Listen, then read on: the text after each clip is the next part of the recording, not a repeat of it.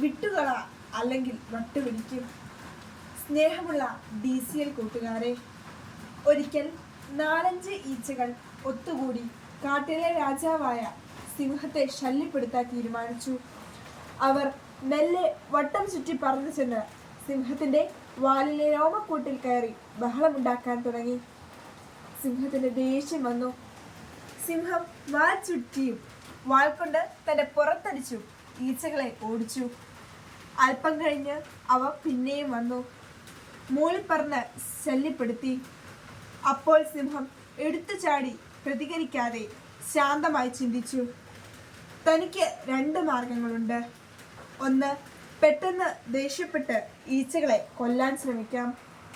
2, ഈച്ചകളെ അവയുടെ പാട്ടിന് വിടാം. ഒന്നാമത്തെ മാർഗം സ്വീകരിച്ചാൽ താൻ സിംഹമാണെന്നത് മറക്കണം. ഓരോ ഈച്ചയുടെയും പുറകെ ഓടണം. അവയെ പിടിക്കാൻ ചാടണം. വാലെടുത്ത് കടിക്കാൻ ശ്രമിച്ച് വട്ടം കറങ്ങണം. ചുരുക്കത്തിൽ കാട്ടിലെ രാജാവായ താൻ നിലമറന്ന് കുളവി കുത്തിയ കുരങ്ങനെ പോലെ കോമാളി വേഷം കെട്ടണം. ഗോഷ്ഠികൾ കാട്ടണം. ഏതായാലും അത് വേണ്ട. അപ്പോൾ പിന്നെ മാർഗം 2. ഈച്ചകൾ വെറും ഈച്ചകളാണെന്നും താൻ കാട്ടിലെ രാജാവാണെന്നും തിരിച്ചറിഞ്ഞ് സ്വന്തം നിലയും വിലയും അനുസരിച്ച് മാത്രം പ്രതികരിക്കുക. ആലോചനയ്ക്ക് ശേഷം സിംഹം 2ാമത്തെ മാർഗം തിരഞ്ഞെടുത്തു. സിംഹം തന്നോട് തന്നെ പറഞ്ഞു, ഈച്ചകളെ വിട്ടുകള അല്ലെങ്കിൽ വട്ടുപിടിക്കും. പ്രിയ കൂട്ടുകാരെ, രസകരമായ ഈ കഥ നമ്മെ ഒട്ടേറെ പ്രധാന കാര്യങ്ങൾ പഠിപ്പിക്കുന്നുണ്ട്. ഈ സിംഹവും ഈച്ചകളും നമ്മുടെ സ്വഭാവത്തിൽ തന്നെയില്ലേ? ജീവിതത്തിൽ പ്രയത്നിച്ച് വിജയം നേടിയെടുക്കാൻ കൊതിക്കുന്ന നമ്മളെ സിംഹമായി സങ്കല്പിച്ചാൽ ആ ലക്ഷ്യം നേടുന്നതിൽ നിന്ന് നമ്മെ വ്യതിചലിപ്പിക്കുന്ന അശ്രദ്ധകളില്ലേ ഈച്ചകൾ? നമ്മൾ ഈച്ചകളുടെ പുറകെ പോകണമെങ്കിൽ നമ്മുടെ യഥാർത്ഥ ലക്ഷ്യം മറക്കേണ്ടി വരും. പ്രയത്നം ഇടയ്ക്ക് നിർത്തേണ്ടിയും വരും.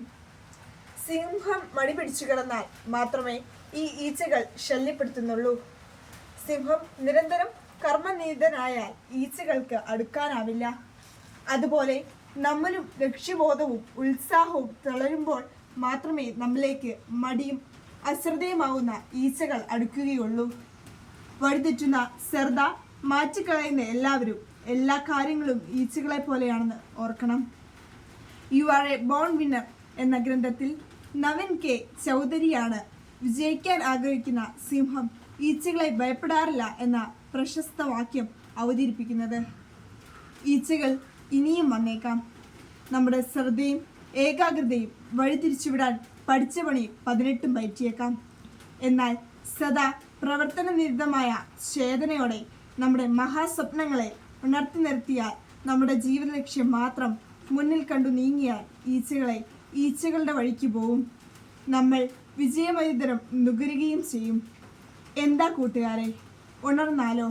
ആശംസകളോടെ സ്വന്തം കൊച്ചേട്ടൻ.